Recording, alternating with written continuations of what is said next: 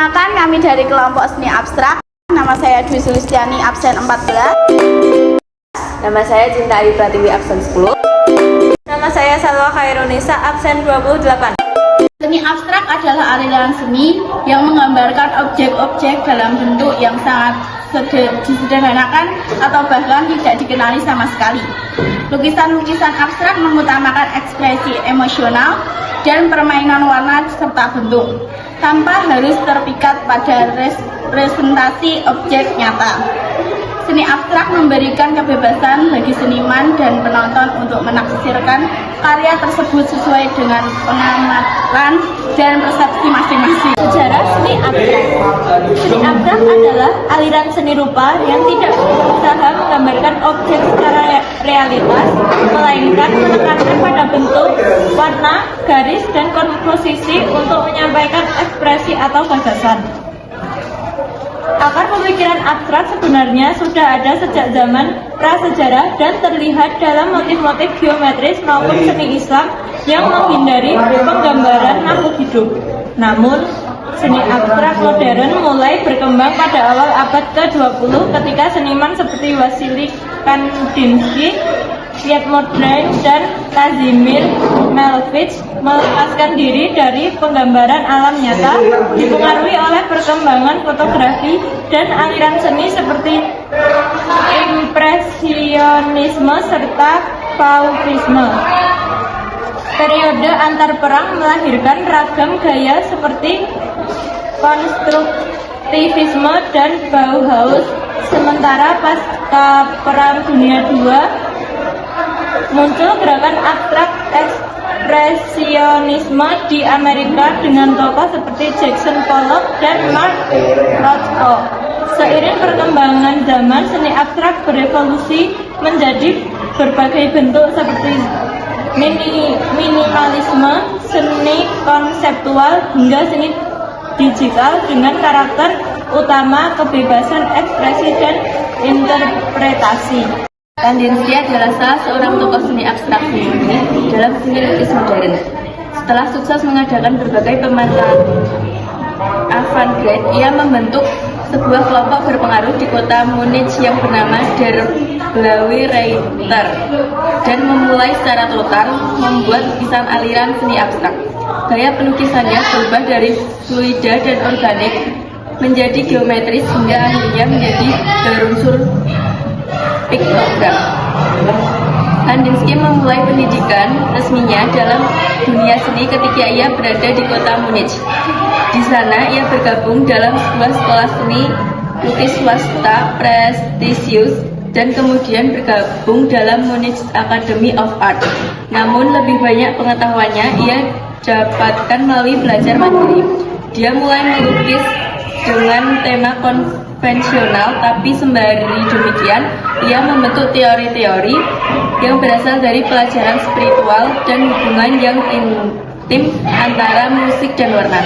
Teori-teori tersebut berkembang sepanjang abad ke-20 dan menjadikannya bapak seni abstrak. Salah satu contoh terkenal adalah Composition 7 tahun 1913 karya Wasili Kandinsky. Lukisan ini dianggap sebagai salah satu puncak pencapaian Kandinsky dalam menciptakan seni abstrak murni.